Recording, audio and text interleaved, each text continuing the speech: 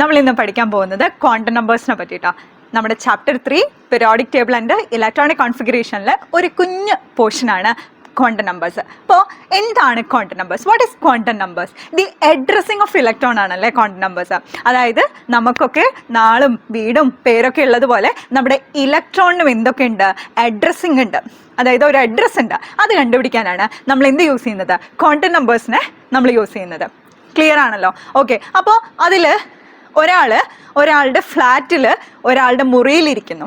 അപ്പോൾ നമ്മൾ എന്ത് ചെയ്യുന്നു? ആ ഒരു ബിൽഡിങ്, അത് കഴിഞ്ഞ് ഫ്ലാറ്റിലേക്ക് പോകുന്നു, അത് കഴിഞ്ഞിട്ടാണ് റൂമിൽ പോയിട്ട് അയാളെ കാണുന്നത്. ഇതേപോലെയാണ് നമ്മുടെ ഇലക്ട്രോൺ എവിടെയോ ഒളിച്ചിരിക്കുകയാണ്. ആ അഡ്രസ്സ് കണ്ടുപിടിക്കലാണ് ക്വാണ്ടം നമ്പേഴ്സ് വഴി നമ്മൾ ചെയ്യാൻ പോണത്. ക്ലിയർ? ഓക്കെ. അപ്പോൾ ക്വാണ്ടം നമ്പേഴ്സ് നമുക്ക് 3 എണ്ണം ഉണ്ട്. Principal quantum number, azimuthal quantum number, magnetic quantum number. Principal quantum number എന്താണെന്ന് വെച്ച് കഴിഞ്ഞാൽ നമുക്ക് ആദ്യം അതൊന്ന് നോക്കാം. പ്രിൻസിപ്പൽ ക്വാണ്ടം നമ്പർ നമ്മൾ റെപ്രസെൻ്റ് ചെയ്യുന്ന ലെറ്റർ സ്മോൾ ലെറ്റർ എൻ ആണ്. എന്താണ്? സ്മോൾ ലെറ്റർ എൻ ആണ്. ഓക്കെ. എന്നിൻ്റെ വാല്യൂ എപ്പോഴും 1 തൊട്ടിട്ടാണ്. 1, 2, 3, 4. ഓക്കെ, 1 തൊട്ടിട്ടാണ്. എന്താണ് പ്രിൻസിപ്പൽ ക്വാണ്ടം നമ്പർ? ഒരു ഇലക്ട്രോണിൻ്റെ എന്തിനെയാണ് റെപ്രസെൻ്റ് ചെയ്യുന്നത്? എനർജി ലെവൽസിന്, ഷെല്ലുകളെയാണ് റെപ്രസെൻ്റ് ചെയ്യുന്നത്. ഓക്കെ. അപ്പോൾ എനർജി ലെവൽ അല്ലെങ്കിൽ എന്ത് പറഞ്ഞു? ഷെല്ലുകളെ റെപ്രസെൻ്റ് ചെയ്യുന്നു. അപ്പോൾ നിങ്ങൾക്ക് ഏതൊക്കെ ഷെല്ലുകൾ അറിയാം? കെ ഷെൽ അറിയാം, എൽ ഷെൽ അറിയാം, എം ഷെൽ അറിയാം, എൻ ഷെൽ അറിയാം, അല്ലേ? ഇത്രയും ഷെല്ലുകൾ അറിയാം. അപ്പോൾ നിങ്ങൾ ശ്രദ്ധിക്കേണ്ട ഒരു കാര്യം എന്ന് പറഞ്ഞാൽ N1 ആണെങ്കിൽ എന്നിൻ്റെ വാല്യൂ വെച്ചിട്ടാണ് നമ്മൾ എന്ത് ചെയ്യുന്നത്? ഓരോ ഷെല്ലുകളും കണ്ടുപിടിക്കുന്നത്. N1 ആണെങ്കിൽ അതെന്താണ്? കെ ഷെല്ലാണ്. N2 ആണെങ്കിൽ അത് ഏത് ഷെല്ലാണ്? എൽ ഷെല്ലാണ്. N3 ആണെങ്കിൽ അത് ഏത് ഷെല്ലാണ്? എം ഷെല്ലാണ്. ക്ലിയർ? അപ്പോൾ പ്രിൻസിപ്പൽ ക്വാണ്ടം നമ്പർ സിമ്പിൾ. എന്താണ്? Energy levels. അതായത് ഒരു ബിൽഡിങ്ങിലെ ground floor, first floor, second floor എന്നൊക്കെ പറയുമ്പോൾ ആ ഒരു എനർജി ലെവലില്ലേ, അതിനെ പോലെയാണ് ഇലക്ട്രോണിൻ്റെ എന്താണ് എനർജി. ഇലക്ട്രോണിൻ്റെ ഷെല്ല്, ഇലക്ട്രോൺ ഏത് ഷെല്ലിലാണെന്ന് കണ്ടുപിടിക്കാൻ വേണ്ടിയിട്ടാണ് പ്രിൻസിപ്പൽ ക്വാണ്ടം നമ്പർ ഹെൽപ്പ് ചെയ്യുന്നത്. ഓക്കെ. അതിൻ്റെ വാല്യൂ മനസ്സിലായല്ലോ. N1 തൊട്ടിട്ടാണ് സ്റ്റാർട്ട് ചെയ്യുന്നത്. K shell, L shell, M shell. Okay ആണല്ലോ? ഇതാണ് പ്രിൻസിപ്പൽ ക്വാണ്ടം നമ്പർ. ഇനി അടുത്തതായിട്ട് അസിമുതൽ ക്വാണ്ടം നമ്പറാണ്. അപ്പോൾ എന്താണ് ഈ അസിമുതൽ ക്വാണ്ടം നമ്പർ എന്ന് പറഞ്ഞാൽ? അസിമുതൽ ക്വാണ്ടം നമ്പർ സബ് ഷെല്ലുകളെയാണ് റെപ്രസെൻ്റ് ചെയ്യുന്നത്. ഇലക്ട്രോൺ ഷെല്ലുകളിലാണെന്ന് പറഞ്ഞു. അടുത്തതായിട്ട് നമ്മൾ പറയുന്നു അവിടെ സബ് ഷെല്ലുകളിലാണെന്ന് പറയുന്നത്. ഓക്കെ. ഏതൊക്കെ സബ് ഷെല്ലുകൾ നിങ്ങൾക്കറിയാം? എസിനറിയാം, പീനറിയാം, ഡീനറിയാം, അല്ലേ? ഓക്കെ. ഈ സബ് ഷെല്ല് അസിമുതൽ ക്വാണ്ടം നമ്പറിനെ നമ്മൾ റെപ്രസെൻ്റ് ചെയ്യുന്നത് സ്മോൾ ലെറ്റർ എൽ വെച്ചിട്ടാണ്. എങ്ങനെയായിരുന്നു? സ്മോൾ ലെറ്റർ എൽ വെച്ചിട്ടാണ്. ഓക്കെ. എല്ലിൻ്റെ വാല്യൂ എപ്പോഴും എന്ത് ചെയ്യുന്നു? 0, 1, 2, 3 അതിങ്ങനെ പോവുക. ക്ലിയർ? ഓക്കെ. നമ്മളിതൊന്ന് മനസ്സിലാക്കേണ്ട കാര്യം, എന്ത് ചെയ്യുന്നു? L 0 ആണെങ്കിൽ അത് എസ് സബ് ഷെല്ലിനെയാണ് റെപ്രസെൻ്റ് ചെയ്യുന്നത്. L 0 ആണെങ്കിൽ അത് എസ് സബ് ഷെല്ലിനെയാണ്. L1 ആണെങ്കിൽ അത് പി സബ് ഷെല്ലിനെയാണ്. L2 ആണെങ്കിൽ അത് ഡി സബ് ഷെല്ലാണ്. L3 ആണെങ്കിൽ അത് എഫ് സബ് ഷെല്ലാണ്. ഓക്കെ.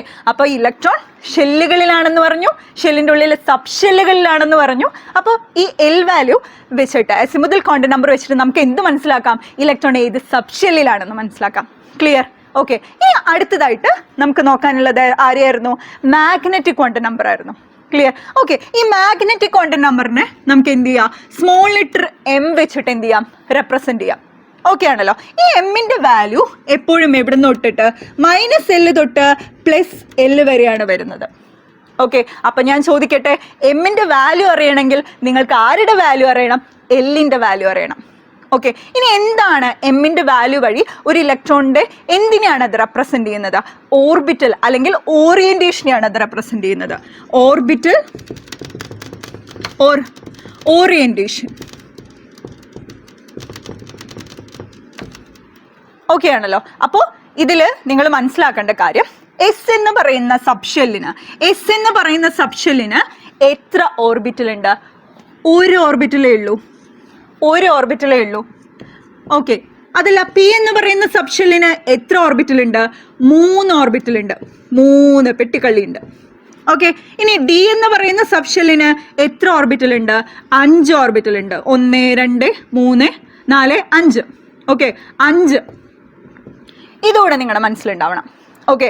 അപ്പോൾ എന്താണ് ഈ ഓർബിറ്റൽ എന്ന് പറഞ്ഞു കഴിഞ്ഞാൽ, ഇപ്പോൾ നിങ്ങൾ തിങ്കൾ തൊട്ട് വെള്ളി വരെ നിങ്ങളെ കാണാൻ ഒരു 9 തൊട്ടിട്ട് 4 വരെ നിങ്ങളെ കാണാൻ ഏറ്റവും കൂടുതൽ സാധ്യതയുള്ള സ്ഥലം എവിടെ ചോദിച്ചാൽ നിങ്ങൾ എന്ത് പറയും? സ്കൂളിലായിരിക്കും. എന്നാൽ സൺഡേ നിങ്ങളെ ഈ 9 to 4 എവിടെയാണ് കാണാൻ കൂടുതൽ സാധ്യത ചോദിച്ചാൽ വീട്ടിലായിരിക്കും. ഇതുപോലെയാണ് നമ്മുടെ ഇലക്ട്രോണിനെ കാണാൻ കൂടുതൽ സാധ്യതയുള്ള ആ പ്രോബബിലിറ്റി കൂടുതലുള്ള ഏരിയനെയാണ് നമ്മൾ എന്ത് പറയുന്നത്?